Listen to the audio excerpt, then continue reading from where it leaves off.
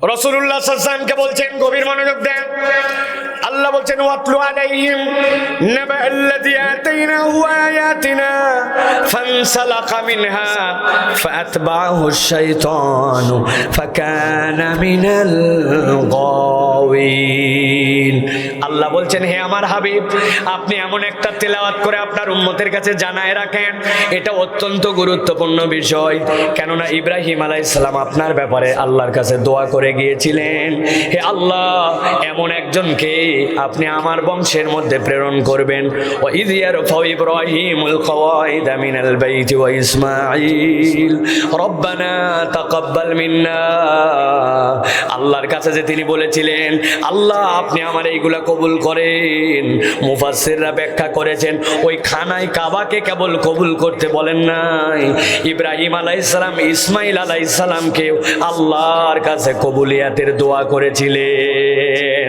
ওই ইসমাঈল আলাইহিস সালাম থেকে আপনার আমার নবীর প্রতি আল্লাহ রাব্বুল আলামিন নবী হিসেবে প্রেরণ করলেন মুহাম্মদ সাল্লাল্লাহু আলাইহি ওয়াসাল্লামকে। আল্লাহ বলছেন, নবী আপনার প্রতি আমি তেলাওয়াত করে জানানোর দায়িত্ব দিলাম। খেয়াল করেন কি বলছেন আল্লাহ। আল্লাহ বলছেন, ওয়াতলু আলাইহিম নাবাআল্লাযী আতাইনাহু আয়াতিনা। আল্লাহ বলছেন, রাসূল আপনি ওই খবরটা পৌঁছান। কোন খবর? আব্দুল্লাহ ইবনে মাসউদ বলছেন, আল্লাহ যেই ব্যক্তির কথা এখানে বলছেন তার নাম হচ্ছে বালআম ইবনে আবার, হযরতে মুসা আলাইহিস সালামের কওমের একজন লোক। এই লোকের কারিশমা কি? এই লোক হচ্ছে মুস্তাজাবুদ দাওয়া, কিছু যদি দোয়া করে সাথে সাথে কবুল হয়ে যায়। যেই না মুসা আলাইহিস সালাম কওমের কাছে দাওয়াত নিয়ে আসলেন, কওমের লোকেরা তার বিরোধিতা করতে শুরু করলো। আর কিছু লোক মিলে গেল ওই বালআম ইবনে আবারের কাছে, যাওয়ার পরে বলল, এই লোকটার বিপক্ষে আপনি বদদোয়া করেন। এই লোকটা আমাদের সমাজের মধ্যে গন্ডগোল লাগাইছে, ফাতনা ছড়াইছে। আমাদের মধ্যে সমাজে এরকম ছিল না, সে উল্টাপাল্টা বলতেছে। আমরা যে ফেরাউনের ওই ফেরাউনের বংশের বিপক্ষে নানান কথাবার্তা বলতেছে, কেননা তারা সকলেই মূর্তি পূজারী। আল্লাহ রাব্বুল আলামিন কোরআনুল কারীমের মধ্যে বলছেন, যখন এই কথা ওই বালআম ইবনে আবারকে যারা বলতে শুরু করলো, বালআম ইবনে আবার বললেন, না না না, এই ব্যক্তির বিপক্ষে আমি কোনো বদদোয়া করতে পারবো না। শেষে লোকজন তার কাছে একটা প্রস্তাব দিল এবং তার মগজ ধলাই করার জন্য বলল। তাফসীরে কাবীরের ভিতরে আসছে, তারা বলল, দেখেন আপনি যদি তার বিপক্ষে বদদোয়া না করেন তাহলে আপনারও ক্ষতি আছে। কেননা আজকে আপনার কাছে আসছে, আপনার দোয়া কবুল হয়। এখন আরেকটা নতুন লোক যদি এখানে ওই রকম দাঁড়ায়, তো আপনার কাছেও তো মানুষ আসবে না, আপনার দরবার তো আর জমবে না। শয়তানের ধোকায় পড়ে গেল। এরপরে সে হাত তুলে দোয়া করলো, আল্লাহর পয়গম্বর মুসাকে যেন আল্লাহ ধ্বংস করে দেন। আল্লাহ বলছেন, যেই নাই কথা বলল, আল্লাহ বলছেন ফানসালাখা মিনহা, আল্লাহর যে আয়াত ছিল তার উপরে, এই আয়াত থেকে নিজেকে দূরে সরায় নিল, পৃষ্ঠ প্রদর্শন করলো। জানে আল্লাহর বিধান, জানে আল্লাহর হুকুম, কিন্তু সে এখান থেকে দূরে সরে গেল। আল্লাহ রাব্বুল আলামিন বলছেন, যেই না সে আল্লাহর বিধান থেকে দূরে সরলো, তার পরিণতি কি হলো? ফাআতবাহুশ শাইতানু ফাকানা মিনাল গাওয়িন।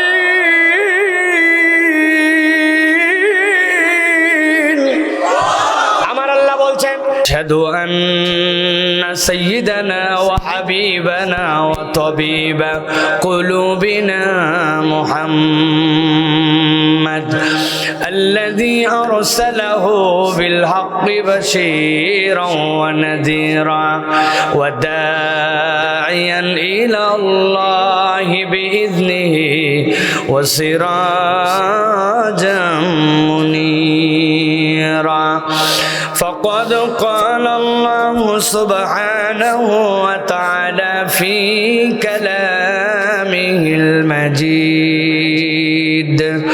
وفي فرقان الحميد أعوذ بالله من الشيطان الرجيم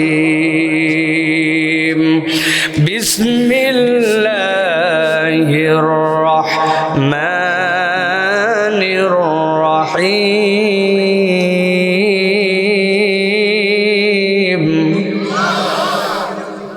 يوم يقوم الروح والملائكة صفا لا يتكلمون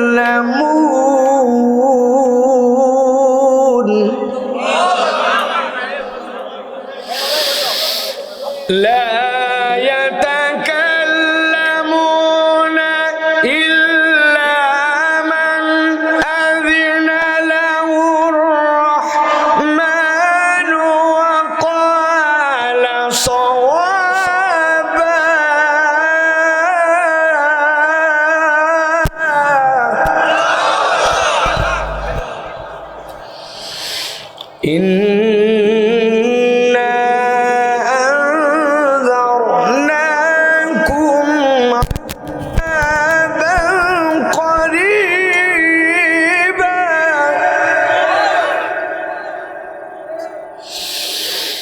يوم ينظر المرء ما قدمت يداه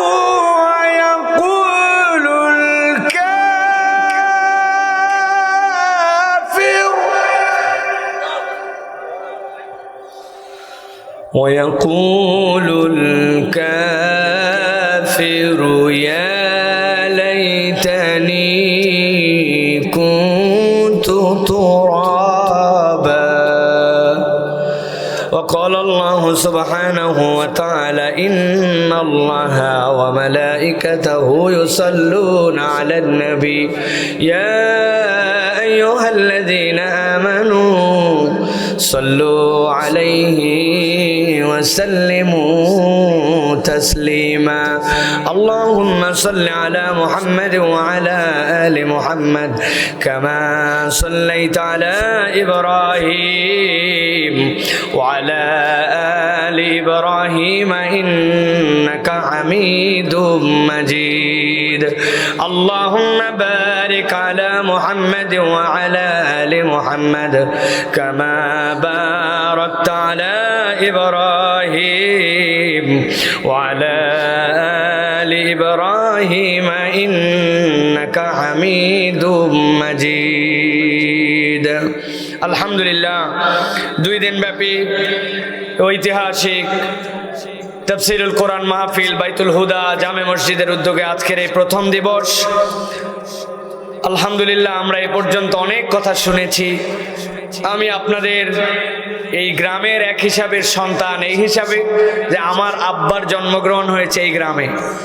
তো আমাদের সম্মানিত অতিথিরা এখানে ছিলেন, কথা বলেছেন, আরো বলবেন। আমাদের মুফতি মোহাম্মদ আলী সাহেব এখানে আছেন, তিনিও কথা বলবেন। কিন্তু আমার গ্রামবাসী, আমার যারা এসেছেন অনেক দূর থেকে, তাদের একটা আবদার আমার কাছে। আমি আজকে কথা বলতে মনে করেছিলাম যে বলবো না, কিন্তু তারা বলেছেন, এই জন্য আমি একদম সংক্ষিপ্ত সময়ে ছোট্ট একটা বিষয়ে আপনাদের কাছে কোরআনুল কারীম থেকে আলোচনা করতে চাই।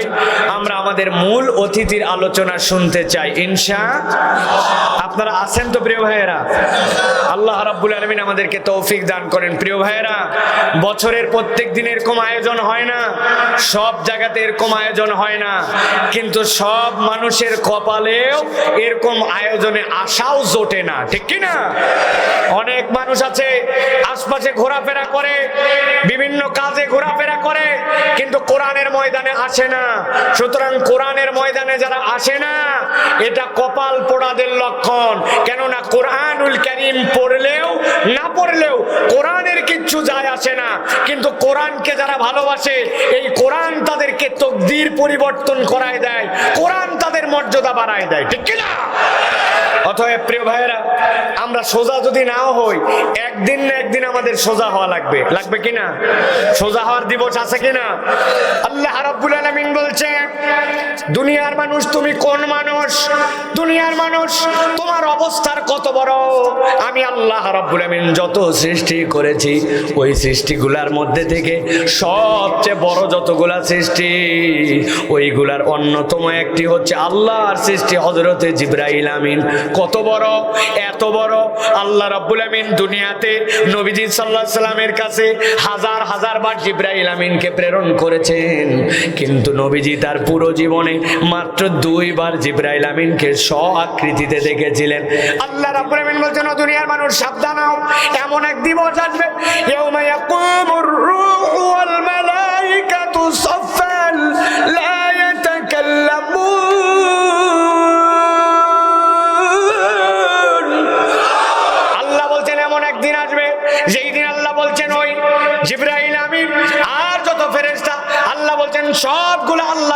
সোজা হয়ে দাঁড়ায় যাবে।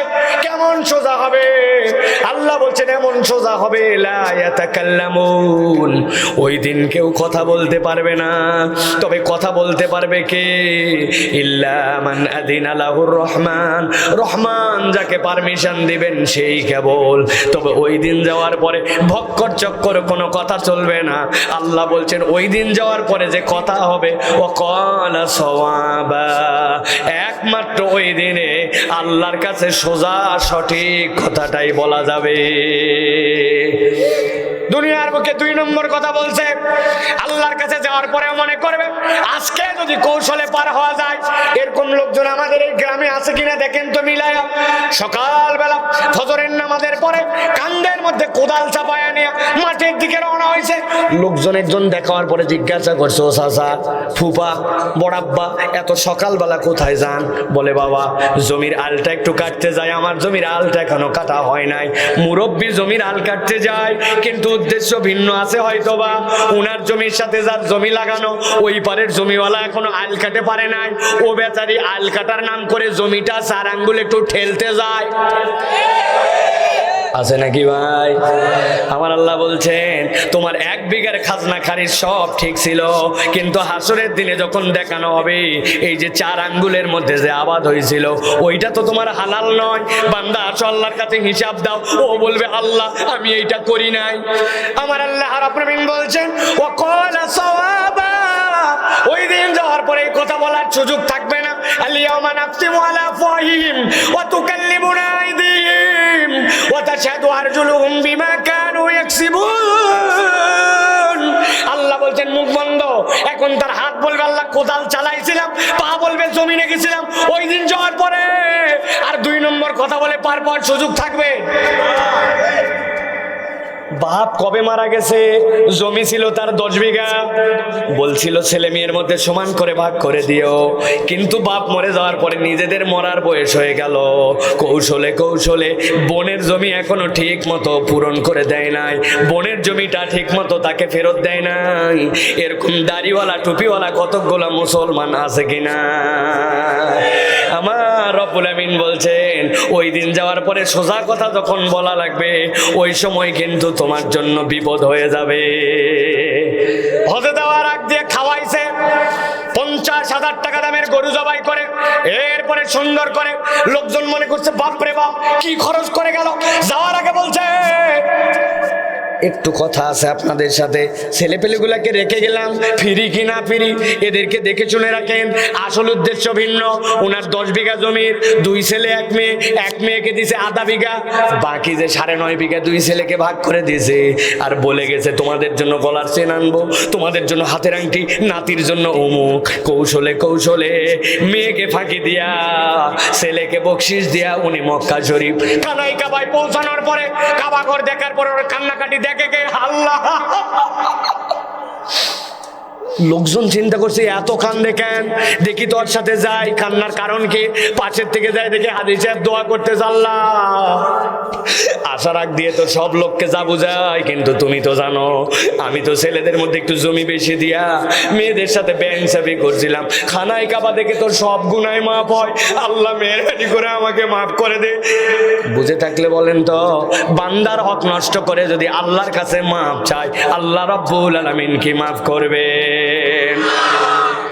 আমার আল্লাহ রাব্বুল আলামিন কি বলছেন খেয়াল করেন, ইন্না আনযারনাকুম আযাবান করিবা ইয়াওমা ইয়ানজুরুল মারউ মা কদ্দামাত ইয়াদাহু ওয়া ইয়াকুল। আল্লাহ বলছেন ওই দিন যাওয়ার পরে ইয়াওমা ইয়ানজুরুল মারউ, সকল মানুষ দেখবে ওই দিন, কিন্তু আল্লাহ বলছেন কথা সবাই বলবে না। কথা বলবে কে?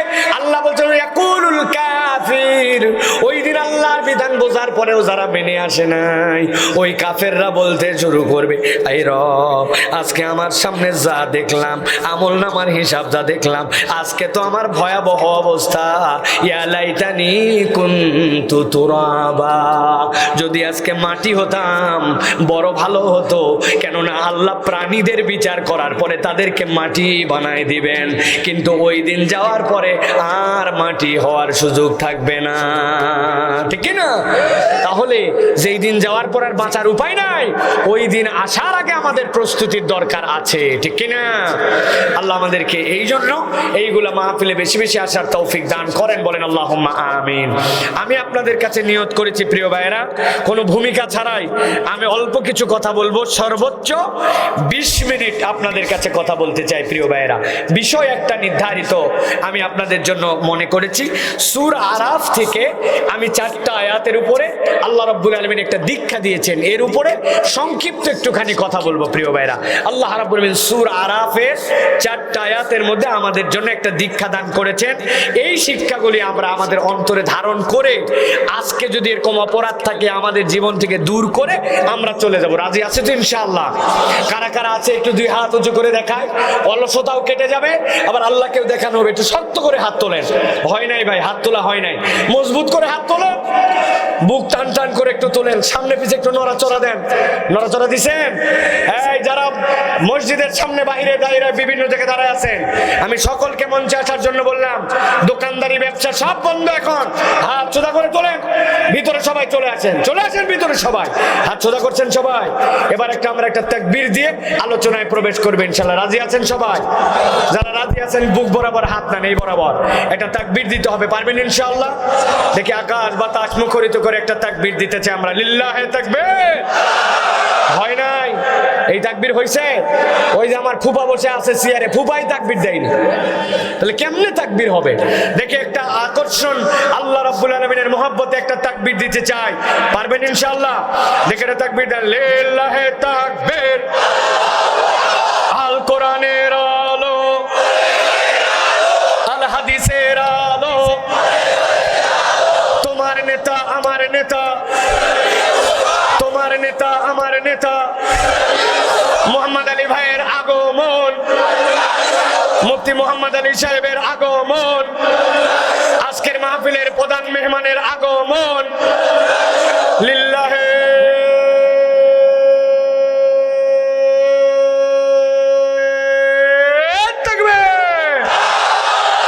আলহামদুলিল্লাহ।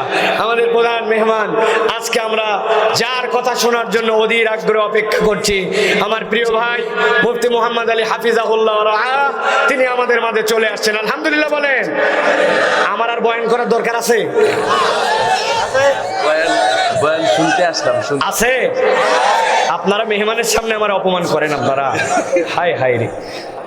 মাশাআল্লাহ, মারহাবা মারহাবা। শেখ কেমন আছেন? আলহামদুলিল্লাহ। আমি অল্প একটু সময় আলহামদুলিল্লাহ আমি অল্প একটু সময় কথা বলবো। আমার যারা আমাদের স্বেচ্ছাসেবক সকলকে বসতে হবে, এখন আর কোনো দায়িত্ব নাই। আমাদের মাইকের প্যান্ডেলের দায়িত্ব, আমাদের যত প্যান্ডেলের দায়িত্বে যারা ছিলেন, আমি লাইটওয়ালা ভাইয়ের কাছে লাস্ট একটা অনুরোধ করব, মসজিদের দিকে যে ফোকাস লাইট 3টা দেওয়ার কথা ব্লু কালারের, আপনি লাস্ট মুহূর্তে অনুরোধ করছি আপনি এই জিনিসটা ঠিক করেন, মসজিদটা দেখা যাচ্ছে না, আপনি ফোকাস লাইট 3টা ঠিক করেন লাইটওয়ালা ভাই। প্রিয় ভাইরা, আমি সূরা আরাফ থেকে একটা ছোট্ট নোট করে নিয়ে আসছি, এইটার উপরে আমি 20 মিনিট কথা বলবো ইনশাআল্লাহ। কয় মিনিট? কত বাজে এখন? এখান থেকে 20 মিনিট, এরপরে মুফতি মোহাম্মদ আলী সাহেব আলোচনা করবেন ইনশাআল্লাহ। প্রিয় ভাইরা, আর কোনো ভূমিকা নয়, চলেন আমরা আলোচনার মধ্যে প্রবেশ করি। একদম সংক্ষিপ্ত কথা। আল্লাহ রাব্বুল আলামিন রাসূলুল্লাহ সাল্লাল্লাহু আলাইহি ওয়াসাল্লামকে বলছেন, গভীর মনোযোগ দেন।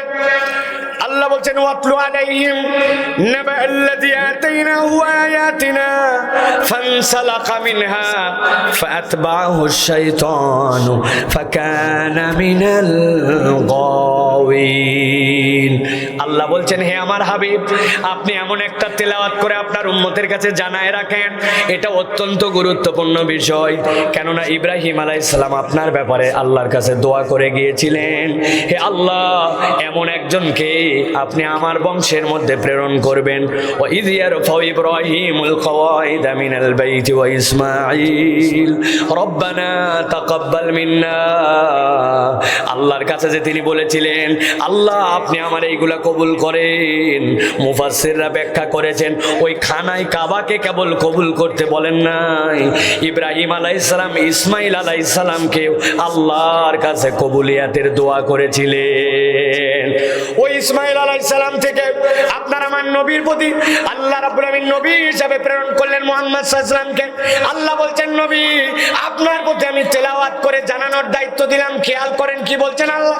আল্লাহ বলছেন ওয়াতলু আলাইহিম নাবাল্লাযী আতাইনাহু আয়াতিনা।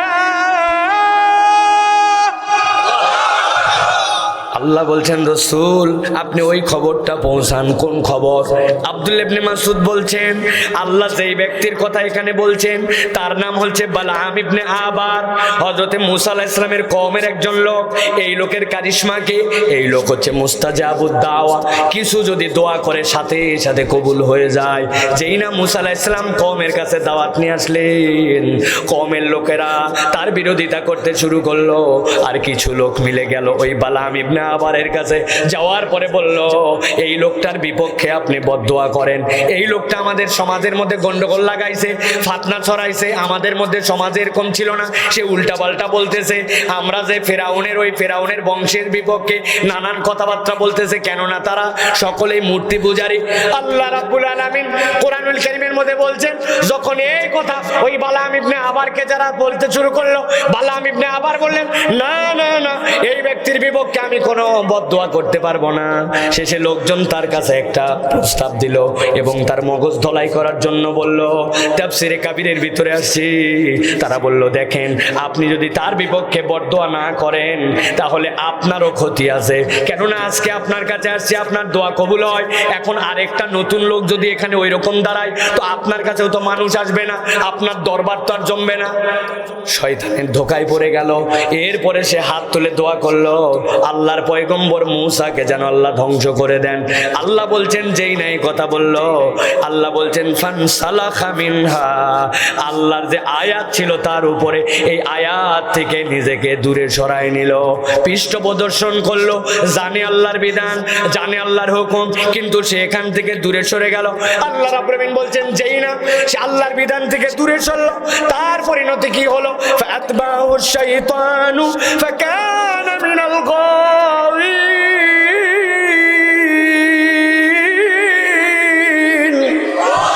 আমার আল্লাহ বলছেন সাথে সাথে আল্লাহ রাব্বুল আলামিন শয়তানের তাকে অনুগামী বানায় দিলেন। আল্লাহর বিধান থেকে নিজে সরে গেল। পয়েন্ট বাই পয়েন্ট মনে রাখেন। আল্লাহর হুকুম জানতো, আল্লাহর বিধান জানতো, কোনটা আল্লাহর পক্ষ থেকে আসছে জানার পরেও বান্দা যখন সরে যায় আল্লাহ বলছেন সাথে সাথে শয়তান তার অনুগামী হয়ে যায়। শয়তান এখন তার পিছে লেগে গেল। তার মানে একটা যদি আপনি দেখেন কোনো ঢালু জায়গা, মাঝে মাঝে আমি উদাহরণ দেওয়ার জন্য বলি, উপর থেকে নিচ পর্যন্ত একটা বোল্ডার দিয়ে দিয়ে অনেক সময় ছোট্ট ছোট্ট কালভার্ট থাকে, ওই কালভার্টটা যেন ভেঙে না যায় ওই জন্য ওইটাকে সুন্দর করে দাঁড় করায় দেয়। এরপরে বোল্ডার লাগায়, উপরে একটা ছেলে দাঁড়াইছে, দাঁড়ানোর পরে ঢাল এরকম যদি প্রস্রাব করে দেয় তাহলে ওই প্রস্রাবটা নিচ পর্যন্ত যাবে, কিন্তু যেই গেলা জায়গা গর্ত আছে ওই গর্তগুলো আগে প্রস্রাব দিয়ে ভরবে, তারপরে নিচে নামবে। আবার যদি উপর থেকে কোনো একটা দুধওয়ালা যদি পা পিছলায় যায় তাহলে ওই বাঁধটা নিচ পর্যন্ত যে গেছে, যেইগুলা জায়গা গর্ত আছে গ্যাপ আছে ওইগুলা দুধ ভরবে, তারপরে যাবে, ঠিক কি না? তার মানে এই যে আপনার অনুসরণের জায়গা, এই জায়গাতে যদি আল্লাহর দ্রোহিতা আসে, এই গ্যাপটা যদি আপনি আল্লাহর আয়াত থেকে নিজেকে সরায় নিয়ে সৃষ্টি করেন তখন আর আপনাকে শয়তানের অনুসরণ করতে হয় না। ওই ব্যক্তির কোরআনহীনতার কারণে, আল্লাহহীনতার কারণে, আল্লাহর বিধান জানার পরেও নিজেকে সরায় নেওয়ার কারণে শয়তান তখন তার অনুগামী হয়ে যায়। দুইটা অপরাধ আল্লাহ রাব্বুল আলামিন বলছেন এবার দুনিয়ার মানুষ জেনে রাখো, ওয়ালাউ শিনাহু লারাফানাহু বিহা। যেই ব্যক্তিটা আল্লাহর কথা না শুনে দূরে সরে গেল, যদি আল্লাহ রাব্বুল আলামিনের কথা শুনতো, সে মনে করলো আল্লাহর কথা শুনলে, ওই ব্যক্তির ফেভার করলে, বদদোয়া করলে তার মর্যাদা বৃদ্ধি পাবে, কিন্তু আল্লাহ বলছেন না, ওয়ালাউ শিনাহু লারাফানাহু বিহা। যদি আল্লাহর কথা শুনতো, আল্লাহ চাইলে আল্লাহর বিধান মানার কারণে ওই ব্যক্তির মর্যাদাকে বাড়াই দিতে পারতেন, কিন্তু অপরাধ করলো দুইটা। কয়টা? যারা ঘুমায় গেছেন তারা বলেন না অপরাধ কয়টা করলো? আর একটু জোরে বলেন। আল্লাহ বলছেন 1 নম্বর অপরাধ আখলাদাহু ইলাল আরদ, ওই ব্যক্তিটার নিরেট দুনিয়াদার হয়ে গেল। খালদুন মানে কে? যেই সকল প্রাণী অনেক সময় উঁচু করে দেখবেন, ছাগল আম গাছ থেকে পাতা পেড়ে খায় 2 পা উঁচু করে, কিন্তু তার মানে ছাগলের নেচার নয় উপর দিকে তাকা। ছাগল, গরু, ভেড়া সব সময় তার মুখটা জমিন দিকে থাকে। আরবিতে খুলদ মানে হচ্ছে জমিনমুখী হয়ে যাওয়া। আর কোরআনের ব্যাখ্যাটা হচ্ছে সে আর পরকালের চিন্তা করে না, সে সব সময় নিরেট দুনিয়াদার হয়ে গেল। এইটা তার অপরাধ। 2 নম্বর অপরাধ আল্লাহ রাব্বুল আলামিন বলেন ওয়াত্তাবা হাওয়া, আর ওই ব্যক্তিটা আল্লাহর দিক থেকে সরে যাওয়ার পরে আল্লাহকে আর ইলা বানায় নাই, ইলা বানাইছে তার অন্তরকে। মন যা চাই তাই পছন্দ করে, তার মন যেটা ভালো মনে করে সেই জিন্দেগি তার লাগে। এখানে অনেক মানুষ আছে কিনা একটু হিসাব মিলান। ওই ব্যক্তি জানে যে নামাজ কাজা করলে কি গুনাহ, নামাজ পড়লে কি সওয়াব, কিন্তু তারপরেও জানার পরেও নামাজ আদায় করে না। আছে না? আলু তোলা আছে, যেহেতু আলুর মালিক আমি, জমিনের মালিকও আমি, অতএব আলু তোলা আছে। আর আল্লাহকে আমাকে খাওয়ায় পড়ায় নাকি? অতএব আলু তোলার অজুহাতে, ধান কাটার অজুহাতে, নানান অজুহাতে নামাজ পড়ে না। এরকম লোক আমাদের গ্রামে আছে কিনা? একটু আসতে বলেন, আছে কিনা? অনেক কথা ছিল, সংক্ষেপ করে বলছি, ভালো করে বোঝে। একটা উদাহরণ খেলে দিয়ে রাখি। যেই জমিনকে আপনি মনে করতেছেন আপনার জমিন, আরে কেমনে ভাবলেন এটা আপনার জমিন? আমাদের এলাকায় আমরা ধান লাগাই, ধান লাগানোর আগে বিছনের ক্ষেত বানানো লাগে। কথা বলেন। বিছনের ক্ষেত যখন করেন, আগের রাত্রে ধানগুলা সব ভালো ভালো করে জমায়ে রাখছেন, পরের দিন নরম মাটি সুন্দর করে আপনি সেটাকে একদম একটার মধ্যে যেন কোনো কিচ্ছু না থাকে তুলছেন, তুলে একদম বেড বানাইছেন, 10 কেজি ধান ছিটায় দিয়েছেন। কোনোদিন ভেবে দেখছেন দানের যেদিক সেদিক দিয়ে শিকড় বের হয় না, আর যেদিক সেদিক দিয়ে কুশি পাতা বের হয় না? শিকড় বের হওয়ার একটা দিক আছে, কুশি বের হওয়ার একটা দিক আছে, কিন্তু আপনি যে 10 কেজি ধান ছিটাইছিলেন ওর 99 ভাগই ভুলভাল। কোনোটা উল্টা, কোনোটা সিধা, কোনোটা শীত, কোনোটা কায়, কোনোটা একটার উপর আরেকটা। কিন্তু কোন সেই অসীম রব? রাতটা পার হতে দেরি নাই, সকালবেলা সবগুলার গোড়া নিচের দিকে করলেন আর কুশিগুলা সিধা দিকে তুলে দিলেন।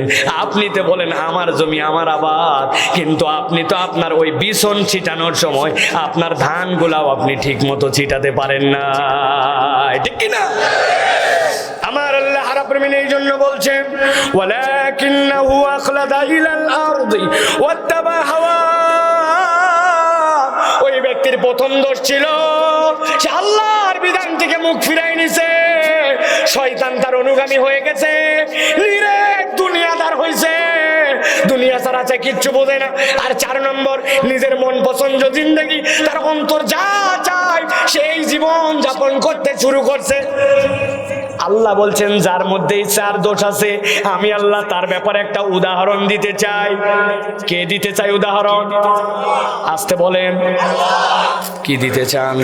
আল্লাহ বলছেন ফামাসালুহু কামাসালিল কালব ইন তাহমিল আলাইহি ইয়ালহাস আও তাতরুকু ইয়ালহাস। আল্লাহ বলছেন যার জীবনে আল্লাহর বিধান থেকে মুখ ফিরায় নেওয়া আছে, শয়তানের অনুগামী, নিরেট দুনিয়াদার, আর 4 নম্বর অন্তর যা চাই সেই রকম জীবন যাপন করে, আল্লাহ বলছেন তার উদাহরণটা আল্লাহর কাছে একটা কুকুরের মতো। কার মতো? মনে করছেন কুকুর বিরাট খারাপ প্রাণী, এই জন্য আল্লাহ উদাহরণ দিয়েছেন? আরে না, অনেক মানুষের থেকে কুকুর বিশ্বস্ত হয়, ঠিক কি না? আমি আমার বাড়ির সামনে দারুস সালামে ঢাকায় এই যে এরকম চা নিছে, হাতের মধ্যে চা নিয়ে খাবো, আমার আবার বিস্কুট চুবাই খাওয়ার অভ্যাস আছে। এখন একটা এনার্জি বিস্কুট নিয়ে এর মধ্যে চুবাইছি কেবল, চুবাই খাবো, এমন সময় একজন আছে বলছেন সাইফুল্লাহ ভাই কেমন আছেন? আপনি এই এলাকায় থাকেন জানাই ছিল না। মাত্র 5-6 সেকেন্ড আমি ওয়ালাইকুম সালাম বলে বিস্কুট তুলতে একটু দেরি হয়েছে, মুখে দিতে লাগছি, টপ করে অর্ধেক বিস্কুট ভেঙে পড়ে গেছে। যেই না বিস্কুট ভেঙে পড়ে গেছে, সাথে সাথে দেখে একটা পাশে কুকুর বসা ছিল, ও লেজ ডাউন দিয়ে আমার কাছে সামনে দিয়ে আসলো, এসে জিব্বা লাগাই দিয়ে বিস্কুট খেয়ে নিছে, বিস্কুট খেয়ে চলে গেছে। আমিও খাওয়া দাওয়া করে টোরে কথাবার্তা শেষ, পরের দিন যেই জায়গায় চা খেতে বসি ওই জায়গায় আবার চা খেতে বসছি, আমি দেখি একটা কুকুর লেজটা নামায় দিয়া আমার কাছে আসার পরে মাথা এরকম করে। কি ব্যাপার? হঠাৎ করে মনে পড়ছে গতকাল করে খেতে দেই নাই, আমারই মিস্টেক করে মুখে দিব ওইটা পড়ে গেছে, ওই বিস্কুটটা চেটে খাইছিল। ও মনে করছে গতকালকে আমার এই লোকটা বিস্কুট খাওয়াইছে, ওর কৃতজ্ঞতায় পরের দিন লেজ ডাউন দিয়া মাথা এরকম করে করে আস্তে আস্তে নড়ায়। তার মানে অনেক মানুষের থেকেও কুকুর অনেক ক্ষেত্রে বিশ্বস্ত, কৃতজ্ঞ। তাহলে আল্লাহ কেন উদাহরণ দিলেন এইটা ভালো করে খেয়াল করেন। আল্লাহ বলছেন ফামাসালুহু কামাসালিল কালব ইন তাহমিল আলাইহি ইয়ালহাস আও তাতরুকু ইয়ালহাস যালিকা মাসালুল কওমিল্লাযীনা কাযযাবু বিআয়াতিনা ফাকসুসিল কসাসা লাআল্লাহুম ইয়াতাফাক্কারুন। আমার আল্লাহ বলছেন এমনি এমনি উদাহরণ দেই নাই, ওই ব্যক্তিটার উদাহরণ হচ্ছে কুকুরের মতো। ইন তাহমিল আলাইহি আলহাস, কুকুরের পিঠে যদি বোঝা চাপান তাও কুকুর হাঁপাবে, আর কুকুরকে যদি বোঝা নাও চাপান কুকুরের স্বভাবই হচ্ছে হাঁপানো, ঠিক কি না? আপনি কুকুরকে বোঝা চাপান না, আপনাদের এলাকায় কুকুরের গাড়ি আছে নাই? ঘোড়ার গাড়ি, মহিষের গাড়ি, কুত্তার গাড়ি আছে নাকি? কুকুরকে কেউ গাড়ি বোঝা দেয় না, কিন্তু কুকুরের তবিয়ত চাপানো। সাইন্টিফিক ব্যাখ্যা আছে, বলতে গেলাম না, কেবল এইটুকু বুঝেন কুকুরের নাকের মধ্যে এমন কতগুলো আল্লাহ রাব্বুল আমিন সুগন্ধি নেওয়ার যোগ্যতা দিয়েছেন যেটা মানুষের নাই। এই এক্সট্রা তার মধ্যে এই নাসারন্দের মধ্যে এই লালাগুলা থাকার কারণে ও মুখ দিয়ে নিঃশ্বাস না নিলে ওর বুকেরটা ভুল হয় না, এই জন্য কুকুরকে মুখ দিয়ে নিঃশ্বাস নেওয়া লাগে। আর যে সকল প্রাণী নাক দিয়ে নিঃশ্বাস ছাড়া মুখ দিয়ে নিঃশ্বাস নেয় তারা দুনিয়ার বুকে একটু অস্থির স্বভাবের হয়। দেখবেন কোনো খেদানো নাই, কিচ্ছু নাই, রাত্রেবেলা একটা কুকুর শুয়ে আছে কিন্তু তারপরেও নীরব নাই, খানিকক্ষণ পর পর কান নড়ে আর লেজ নড়ে, আছে না? আল্লাহ বলছেন কুত্তাকে বোঝা দাও আর না দাও ওর চরিত্রটা হচ্ছে অস্থির। আল্লাহ বলছেন যেই ব্যক্তির মধ্যে 4টা অপরাধ থাকবে আল্লাহর বিধান থেকে মুখ ফিরাই নিছে, আরে মানা লাগবে না, পরে মানবো। আল্লাহর বিধান হলেই কি নামাজ হচ্ছে উনি অন্যদিকে ঘুরে বেড়ায়, আড্ডাবাজি মারে, সারা জীবন জানে টাকনুর নিচে কাপড় পরা যাবে না তাও ওই কাপড় পরে, দাড়িটা কাটা নিষেধ। আর রাগ দুনিয়া সে আগের মতো আছে নাকি? এত তাড়াতাড়ি মোল্লা মুন্সি হওয়া যাবে না, পর্দা করে না, বিয়ার পরে ধরবনি, নানান ভাবে আল্লাহর বিধান থেকে দূরে থাকে, এরকম লোক আছে কিনা? 2 নম্বর শয়তান তার অনুগামী, আর 3 নম্বর ওই ব্যক্তিটা নিরেট দুনিয়াদার, হালাল মাল হারাম করে বিক্রি করে। আপনার মতো সেনা লোক বলে কেনা দামে দিলাম, আছে না? জীবনে দেখা হয়নি কেনা দাম বলে 500 টাকা পকেট মারছে, অথচ মাল হালাল কিন্তু হারাম, নিরেট দুনিয়াদার। আর 4 নম্বর অন্তর যা চাই তাই করে। ফজরে আল্লাহ ডাক দিছে নামাজে আসো, ওর অন্তর বলে শরীর ভালো না, নামাজ পড়ে না, এই মসজিদের পাশ থেকে অন্যদিকে দৌড়ায়, এই মাঠের মধ্যে ফুটবল খেলে, ওই জায়গায় কত কামাতিস সালাহ বলা হয়, ও নামাজের দিকে যায় না। তার মানে আল্লাহর নির্দেশের উপরেও তার অন্তর প্রাধান্য। এই 4 অপরাধ যার, আল্লাহ বলছেন আল্লাহর কাছে তার উদাহরণটা কুকুরের মতো। কুকুর যেরকম সুস্থির নয়, ধাবড়ালেও সে অস্থির, না দাবড়ালে অস্থির, ওই ব্যক্তির জিন্দেগিতে ভাব চক্কর নেবে অনেক, কিন্তু জীবনে কোনোদিন স্থির জীবন তার নসিবে হবে না। অনেক মজা পাইছি, বাপরে বাপ, মনে হচ্ছিল আরো শুনি, 1 ঘন্টা বললে আরো শুনতাম, কিন্তু ওর থেকে ভালো হবে যদি আমরা এই 4টা জিনিস মিলাই। আমরা কি নিরেট দুনিয়াদার হয়ে গেছি কিনা? আমরা পরকালের ফাঁকে ফাঁকে আমরা দুনিয়া করি না, আমরা দুনিয়ার ফাঁকে ফাঁকে পরকাল করি। আমার যদি মন চায় দুনিয়া ঠিক রাখে, এরপরে পরকাল। বাবা এখন মাঠে কাজ টাজ নাই, ওই জন্য উনি নামাজ পড়ে, মাঠে কাজ থাকলে নামাজ পড়ে না। হাঁটুর নিচে জামা, এখন কাজ নাই, পানি নাই, মাঠ নাই, কিছু নাই, ওই সময় হাঁটুর নিচে, কিন্তু যেই খ্যাত করে লাগে ওই সময় মাল কাচ্চা মারে যায়। তাহলে বলেন তো ভাই, ওই লোক কি পরকালকে টার্গেট করে দুনিয়া চালায়, না দুনিয়া ঠিকঠাক রাখে পরকাল টুকটাক, ঠিক কি না? তাহলে পরিবর্তন হওয়া লাগবে কিনা প্রিয় ভাইরা? এই চারটা দোষ আমাদের জীবনে যেন আল্লাহর বিধান জেনেছি কখনো এখান থেকে দূরে সরা যাবে না প্রিয় ভাইরা। আর নিরেট দুনিয়াদার অন্তর পছন্দ জিন্দেগি আমাদের গঠন করলে হবে না।